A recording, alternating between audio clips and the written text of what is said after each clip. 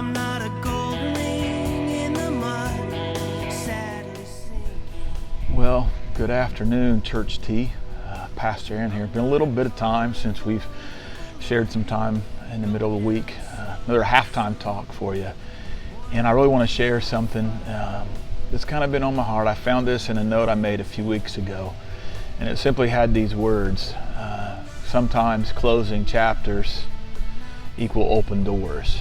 Now, if I have a verse that I would consider a life verse for me and how I live my life, it's Psalm 37:23, and it simply says this: that the steps of the godly are ordered of the Lord, and He delights in the details of their lives. That's in Psalm 37, verse 23 in the New Living Translation. And the idea of steps means there's movement forward.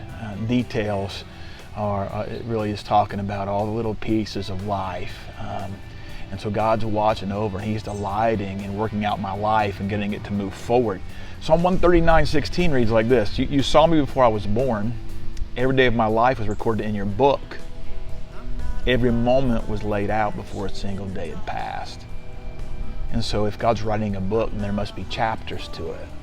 And sometimes when we approach the end of a chapter, it seems like, we don't know what to expect next. We don't know what's going to be on the next page, and it can weird us out some. I will admit that. But I think I even sent a text or an email out yesterday to some of the elders and just talk about some things going around us and how some of it can be unnerving because you just don't know what's going to happen or where God's leading, and there is something to that. But I want to remind you of some things, several places, and this is not an exhaustive list. It's just some things I popped off the top of my head. There's some biblical examples of closed doors or closed chapters that equal open doors. Jacob, he received the blessing and then had to leave. That was a closed chapter, but an open door, because in that he found a lucrative opportunity to grow a business, if you want to look at it that way, as a shepherd. And in the middle of that, he found marriage. But then there was another closed door. He had to leave where he was living with his wife and her family and go back home, which caused a returning and a reunion that he would have never had to experience if God hadn't closed a door. Or closed a chapter so he could open a door for reconciliation between him and his brother Esau. Moses, of course, he had a closing chapter where he killed the Egyptian, went out into a time into the desert where he became a shepherd, and then God closed the door on being a shepherd so God could send him back home and close the chapter so he could open a door for Moses to become the leader that would lead them out of Egypt. Think about Peter. He had a closing chapter on his regular fishing career for fish that opened the door for him to become the fisher of men and a leader, a follower of Jesus, a disciple, and then eventually the leader of the church.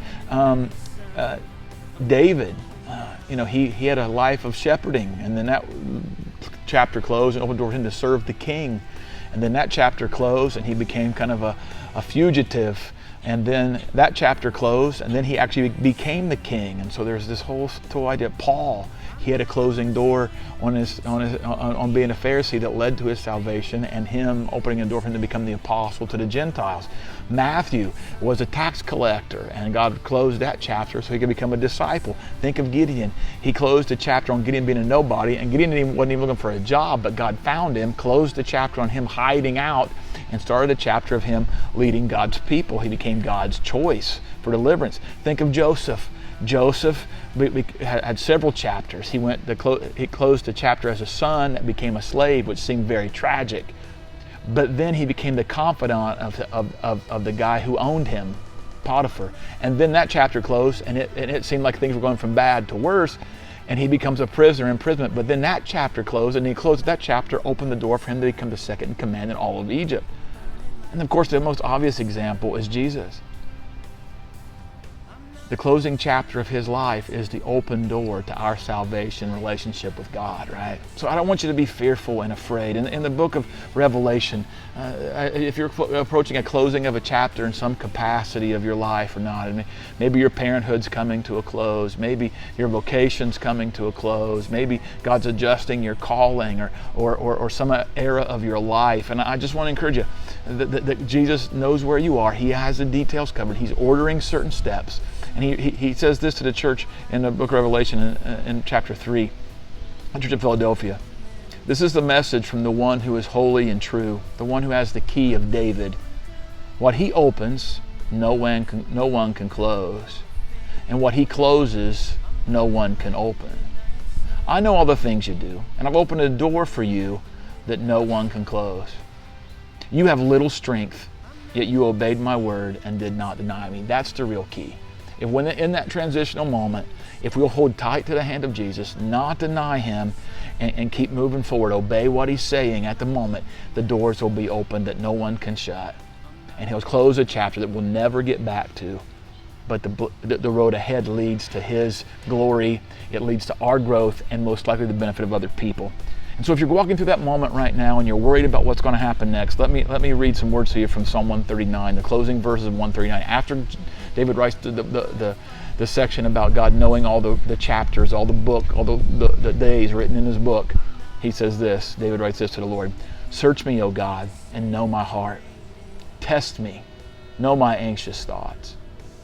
Point out anything in me that offends you, and lead me along the path of everlasting life." So my prayer for you today is this, that you allow God to do the deep work of guiding you through a transition. If God's closing a chapter, let him close a chapter so a new door can open up. And don't be anxious. Let your anxiety give way to the love of Jesus, to the character of Christ, to the plan of your Heavenly Father, and see what happens next. And he will guide your steps on the path of everlasting life. So allow all the chapters to close so new doors can open. Have a great day, and I will talk to you later.